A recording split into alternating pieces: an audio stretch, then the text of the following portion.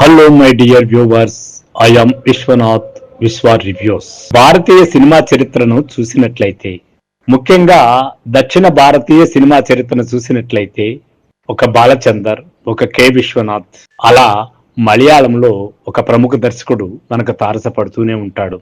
ఆయనే జి అరవిందన్. ఆయన బ్రతికింది కేవలం 56 ఏళ్లు మాత్రమే. తీసింది 10 సినిమాలు, 5 డాక్యుమెంటరీలు, ఒక షార్ట్ ఫిల్మ్ మాత్రమే. కానీ ఇవాళకి మలయాళ సినిమా రంగం ఈయనని మర్చిపోలేదు. మలయాళ రంగం ఏమిటి, భారతీయ సినిమా మొత్తం ఆయన లేకుండా మాట్లాడలేని పరిస్థితి కల్పించుకున్నటువంటి గొప్ప దర్శకుడు. ఎన్నిటికీ మర్చిపోదు కూడా. అరవిందన్ కేరళ రాష్ట్రంలో ఒకనాటి ప్రసిద్ధ కార్టూనిస్ట్. మాతృభూమి పత్రికలో చెరియ మనుష్యురం వలియ లోకం, చిన్న మనుషులు పెద్ద లోకం అనే కార్టూన్ సిరీస్ ఈయనకి విపరీతమైన పేరు తెచ్చింది.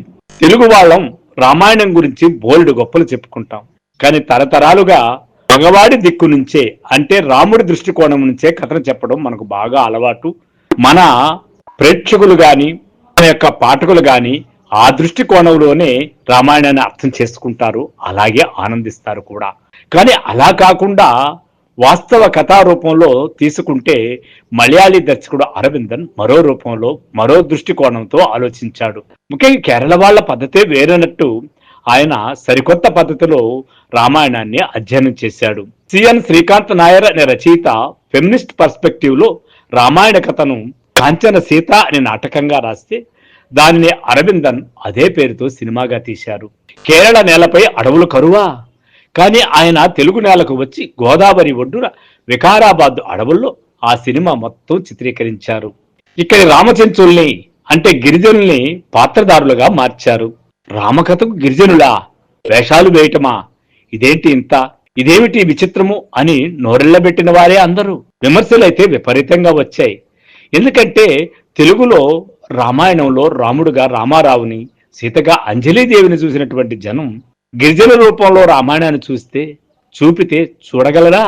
కానీ చూడగలరని నిరూపించినటువంటి వాడు అరవిందన్. ఇవాళ ఆ విమర్శలన్నీ గాలికి ఎగిరిపోయాయి. సినిమా గొప్ప క్లాసిక్ గా నిలిచిపోయింది. One of the finest films in Indian సినిమాగా కూడా పేరు సంపాదించుకుంది. మీరు ఆయన తీసిన ఉత్తరాయణం చూడాలి, క్లాసిక్. చిదంబరం చూడాలి, గ్రేట్ క్లాసిక్. తంపు చూడాలి, అల్టిమేట్ క్లాసిక్.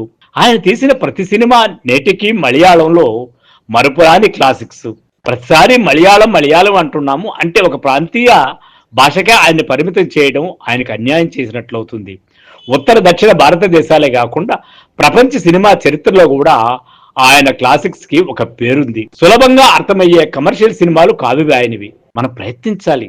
ఎప్పుడైనా పాఠకుడి మెదడుకు పని పెట్టగలిగితే అది ఉత్తమ కథ అంటాం కదా, అలా ఆడియన్ను ఆలోచించగలిగితే దాన్ని ఉత్తమ సినిమాగా అంగీకరించాలనుకుంటే అందులో మొదటి వరుసలో అరవిందన్ గారు నిలుస్తారు.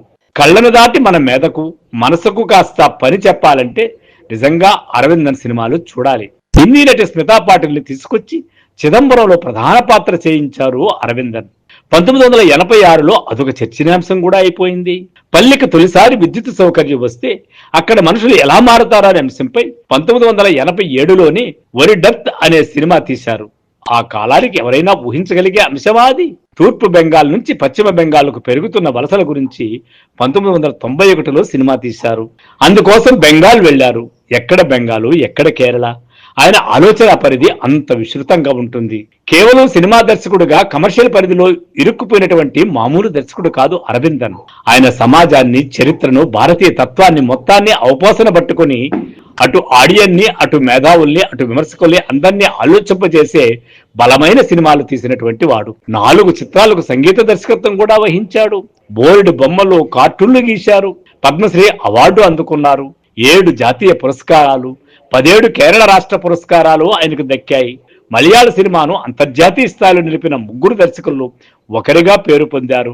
ఇద్దరు జాన్ అబ్రహం, ఆదూరి గోపాలకృష్ణన్ అయితే 3వ వాడు మన జి అరవిందన్. 1991లో గుండెపోటుతో మరణించారు. నిజానికి 56 ఏళ్ల వయసులో ఆయన మరణించడంతో ఆయన సినిమా ఆగిపోయిందనుకున్నా ఆయన ప్రభావం నేటికి మనందరి మీద ఉంది. బహుశా ఆయన ఇంకా పరిపూర్ణ జీవితాన్ని అనుభవించుంటే ఇంకో 10-20 కళాఖండాలు తీసుండేవాడు. దక్షిణ భారతీయ చలన చిత్రాలకి తన యొక్క ముద్రను బలంగా వేసి వెళ్లేవాడు. కానీ అన్నీ మనం అనుకున్నట్టు జరగవుగా. ముఖ్యంగా క్రియేటివ్ దర్శకుల యొక్క విషయంలో ఎప్పుడు ఏం జరుగుతుందో అర్థం కాదు. ఎందుకంటే వారు నిరంతర ఆలోచన పరులుగా ఉండటం వల్ల అది వారికి తెలియకుండానే వారి ఆరోగ్యం మీద పడటంతో అలాగా అరవిందన్ గారు ఉన్నట్టుండి హఠాత్తుగా 1991లో గుండెపోటుతో మరణించారు. ఆయన లేరు, ఆయన సినిమాలు ఉన్నాయి. సో ఫ్రెండ్స్, మనము సినిమా అభిమానులుగా ఉంటే, సినిమా ప్రేక్షకులుగా నిజమైనటువంటి ఆర్దత్తో సినిమాలు చూసేటట్టయితే అరవిందన్ సినిమాలు ఇప్పుడు కూడా యూట్యూబ్ లో విపరీతంగా దొరుకుతాయి, చూడండి. సో ఫ్రెండ్స్, అరవిందన్ కథనం కానీ మీకు నచ్చినట్లయితే మన విశ్వ రివ్యూ ఛానల్ని సబ్స్క్రైబ్ చేయండి, లైక్ చేయండి, షేర్ చేయండి. Thank you.